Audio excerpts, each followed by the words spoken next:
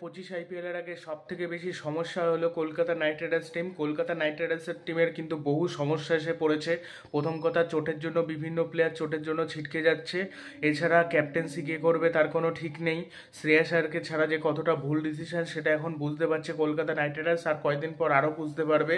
তার কারণ আর শ্রেয়াস আয়ারের দোষ, মানে টিম ম্যানেজমেন্টের দোষ দিয়েও লাভ নেই। শ্রেয়াস আয়ার যদি বলে যে আমি নিলামে উঠবো, কম টাকায় যদি থাকতে রাজি না হয়, কিছু তো করার নেই। তার সাথে সম্পর্ক হয়তো রাখিনি, এটা হয়তো ঠিকই। এবার সে হয়তো বেশি টাকা চেয়েছিল, কলকাতা দিতে রাজি হয়নি।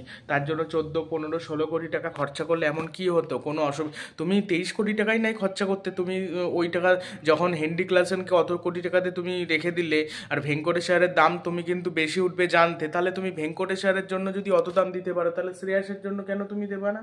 শ্রেয়াস সে তো ক্যাপ্টেন্সি মেটেরিয়াল প্লেয়ার, তাহলে তুমি দিতেই পারতা। এটাই তো ভুল করেছে কলকাতা নাইট রাইডার্স। 20 কোটি তুমি বলতে পারতা। তারপরও যদি হয়তো এটাও হতে পারে, হয়তো শ্রেয়াস আয়ার এতে রাজি হয়নি, হয়তো আলাদা করে বলে দিয়েছিল যে পাঞ্জাব কিংস বা দিল্লি, যে তোমার জন্য আমরা 24, 25 কোটি টাকা রেডি রাখছি, তুমি নিলামে আসো, আমরা তোমাকে নিয়ে নেব। এই লোভের জন্যই হয়তো সে আসতে পারে, সেটা হয়তো হতে পারে। এখন কলকাতা নাইট রাইডার্স তখনই সমস্যার সমাধান হবে যদি রাহানেকে অধিনায়ক করে দেয়, আর রিঙ্কু সিংকে ভাইস ক্যাপ্টেন করে দেয়। রাহানেকে অধিনায়ক করলে বাঁচবে, তার কারণ তার একটু হলেও ক্যাপ্টেন্সির অভিজ্ঞতা রয়েছে। সে খেলতে পারুক না পারুক, ক্যাপ্টেন্সিটা খুব একটা খারাপ করবে না। সে টি20-তে তার আইপিএলে মানে রাজস্থান রয়্যালসের হয়ে ক্যাপ্টেন্সি করেছে, সেরকম ভালো করতে পারেনি, সবই মেনে নিচ্ছে, আর তো কেউ করার নেই। আর রিঙ্কু সিংকে হুট করে ক্যাপ্টেন করে দিলে আদৌ কি সেটাও করতে পারে করা, কিন্তু তার তো এক্সপিরিয়েন্স উত্তরপ্রদেশের হয়ে করেছে, বাট সেরকম কি পারবে করতে রিঙ্কু সিং? এটা নিয়ে একটা সমস্যায় রয়েছি, মানে এটা নিয়ে একটা সমস্যায়। আর সুনীল নারিন জঘন্য ক্যাপ্টেন্সি করছে আবুধাবি নাইট রাইডার্সের হয়ে। যেসব বোলার খারাপ বল করছে তাকে দিয়ে বল করাচ্ছে, যারা ভালো বল করছে তাদেরকে দিয়ে বল করাচ্ছে না, তাদেরকে আগে বল করাচ্ছে না। আবার মানে নিজে নিজে আসছে পরে বল করতে, এবং নিজে যখন বল করতে আসছে মার খেয়ে যাচ্ছে, বাজে ব্যাটিং করছে, সব দিকে জগা খিচুড়ি অবস্থা। যার কারণে রয়েছে কলকাতা নাইট রাইডার্সের প্লেয়াররা সমস্যায়, কলকাতা নাইট রাইডার্স সমস্যায়। প্রথম কথা, সুনীল নারিন ফর্মে নেই, একেবারে ফর্মে নেই।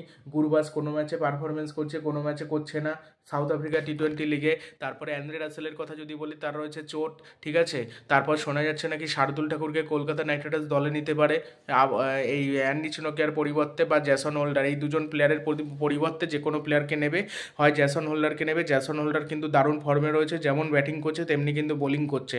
শেষ দিকে সে কিন্তু ছোটোখাটো ক্যামিও খেলে দিচ্ছে কিন্তু জ্যাসন হোল্ডার। এবং যেহেতু ডিজে ব্রাভো কোচ হয়েছে, জ্যাসন হোল্ডারকে যদি দলে নেয় আমি অবাক হব না। হ্যাঁ, বা হয় শার্দুল ঠাকুরকে দলে নেবে, না হলে কিন্তু জ্যাসন হোল্ডারকে দলে নেবে, আমার যতদূর মনে হচ্ছে, ঠিক আছে। বা রিপোর্ট অনুযায়ী যেটা উঠে আসছে, কয়েকদিন আগেই সেটা উঠে আসছিল, ঠিক আছে। এবার যেহেতু আবুধাবি নাইট রাইডার্সের ওই ভালো করছে, ওই খেলার দিকে কিন্তু নজর রাখবে, যে ভালো খেলবে তাকে কিন্তু এখান থেকে কোনো প্লেয়ারের পরিবর্তে কিন্তু নিয়ে নিতেই পারে কলকাতা নাইট রাইডার্স, ঠিক আছে। তা শ্রেয়াস আয়ার যে ক্যাপ্টেন্সিটা ভালো করতো, সেটা নিঃসন্দেহে বলা যায় যে সে ভালো ক্যাপ্টেন ছিল, কিন্তু ক্যাপ্টেন্সির জন্যই সমস্যায় পড়বে। ভেঙ্কটেশ আয়ারকেও যে ক্যাপ্টেন্সি দেবে, সে কখনো ক্যাপ্টেন্সি করেনি, সে আদৌ ক্যাপ্টেন্সি করতে পারবে নাকি কোনো ঠিক নেই, এটাই হয়ে গেছে সমস্যা, ঠিক আছে।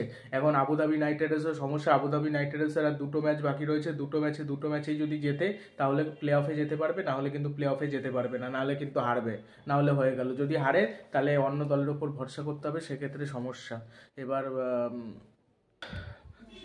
আর সুনীল নারিন সেজন্য ক্যাপ্টেন্সিটা জঘন্য করছে, পারফরমেন্সও করতে পারছে না। যদি পারফরমেন্স ভালো করতো, ক্যাপ্টেন্সিটা ভুল করতো, সেটা একটা আলাদা ব্যাপার, সেটা একটা আলাদা ব্যাপার ছিল, কিন্তু সেটাও তো হচ্ছে না। সে ক্যাপ্টেন্সিটা পুরো ভুলভাল করছে। শোনা যাচ্ছিল যে তাকে, সে যদি ভালো ক্যাপ্টেন্সি করে তাহলে কিন্তু সুনীল নারিন ক্যাপ্টেন হতে পারে কলকাতা নাইট রাইডার্সের। কিন্তু যা ভুলভাল ক্যাপ্টেন্সি করছে, এরপর যদি তাকে নেওয়া হয়, মানে কলকাতা তো ভালো করতেই পারবে না, কোয়ালিফাই করা তো দূরের কথা, জঘন্যতম রেকর্ড করবে, হয়তো পরপর 7-8টা ম্যাচ হেরে একদম লজ্জাজনক রেকর্ড করলো, ঠিক আছে। কলকাতাটা যেহেতু একটা জনপ্রিয় টিম, এবার এরকম যদি খারাপ পারফরমেন্স করে, 2019 সালে যেরকম খারাপ পারফরমেন্স করেছিল, যেসব প্লেয়াররা ভালো খেলছিল, মানে বেশিরভাগ প্লেয়ারই খেলতে পারছিল না, শুধু একমাত্র অ্যান্দ্রে রাসেল খেলে যাচ্ছিল। অ্যান্দ্রে রাসেলকে প্রয়োজনে নামানো হচ্ছিল একদম পরে, তাকে আগে নামানোই হচ্ছিল না, যার কারণে কিন্তু সমালোচনার ঝড় উঠেছিল, ঠিক আছে। এখনও কিন্তু তাই হতে পারে, যদি ভুলভাল এরকম ডিসিশন নেয়। ক্যাপ্টেন্সিটা ঠিকঠাক করতে হবে। এবার শ্রেয়াস আয়ার থাকলে, যে কোনো দল থাকলে ওই নিয়ে মোটামুটি একটা ভরসা করা যেত। এবার ক্যাপ্টেন্সিটা ঠিক নাই কে হবে, কোনো বিদেশি ভালো কোনো প্লেয়ারও নেই যাকে ক্যাপ্টেন্সি দেওয়ার মতো প্লেয়ার, এরকমও প্লেয়ার নেই।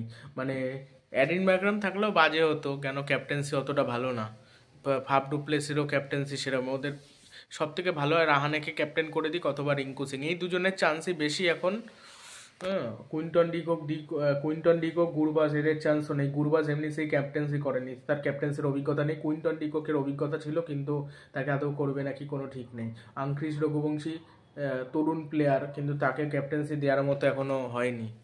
আহ, মানে কি হবে, সব জগা খিচুড়ি অবস্থা। আর ভেঙ্কি সবসময় মানে কলকাতা নাইট রাইডার্স বা ভেঙ্কি মাইসোর লাভ ছাড়া কিছু বোঝে না। প্লেয়ার তৈরি করে তারপর ছেড়ে দেয়। সূর্যকুমার যাদবকে তৈরি করার আগে ছেড়ে দিয়েছে, গিলকে ছাড়লো, তারপরে রাহুল ত্রিপাঠীকে ছেড়ে দিল, তারপরে যে শ্রেয়াস আয়ারকে ছাড়লো। অনেকগুলোই কিন্তু ভুল ডিসিশন। তার মধ্যে রিঙ্কু সিংকে তৈরি করেছে, আবার রিঙ্কু সিংকে হয়তো পরের বছর ছেড়ে দেবে। এরকমই তো হয়। এই যে এইবার ধরে রেখেছে অনেক কষ্টে, 13 কোটি টাকা দিয়ে ধরে রেখেছে। আর ভেঙ্কটেশ্বরকে মানে ফালতু এত টাকা দিয়ে, এটা শ্রেয়াস আয়ার হলে তাও মানা যায় যে না, চ্যাম্পিয়ন ক্রিকেটার, সে 23 কোটি টাকা পেয়েছে, ঠিক আছে।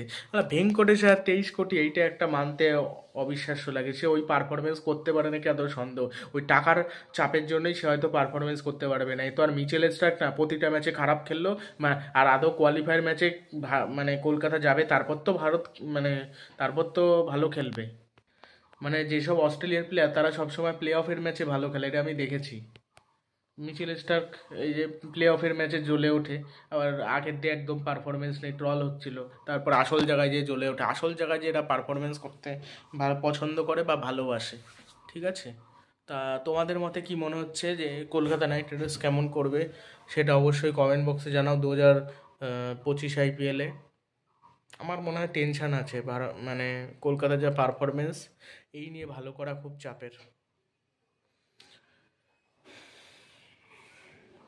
আর ডেভিড উইলও কিন্তু খারাপ পারফরমেন্স করছে না, পাওয়ার প্লেতে কিন্তু দুর্ধর্ষ বোলিং করছে। যখন আরসিবির হয়ে খেলেছিল তখন আমরা দেখেছিলাম প্রথম দিকে পাওয়ার প্লেতে বেশ সুইং করে, আউট সুইং বল করে, অ্যাঙ্গেল করে এসে বল করে, ভেতরের দিকে বল করে, অনেক রকম বল করে, কিন্তু ভালো উইকেট টুইকেট নেয়। কিন্তু পরের দিকে মার খায়, ওটাই হলো ডেভিড উইলির সমস্যা। অনেকটা মোহাম্মদ সিরাজের মতো প্রথম দিকে কার্যকারিতা থাকে, পরের দিকে মাঝের ওভারে আর কার্যকারিতা থাকে না।